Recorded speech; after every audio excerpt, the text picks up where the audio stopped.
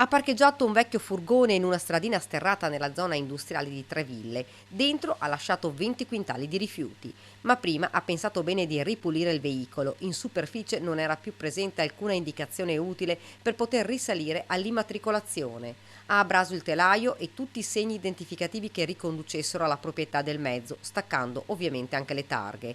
Ha pensato davvero a tutto, facendosi aiutare da un complice, ma non ha fatto i conti con la polizia locale castellana. Gli agenti hanno rivoltato il mezzo alla ricerca di una prova e ci sono riusciti. Hanno setacciato il pianale e le parti interne del motore armati di abrasivo, soluzione sgrassante e lente di ingrandimento, risalendo poco a poco a varie parti del mezzo, sino a giungere al telaio e successivamente alla targa originaria.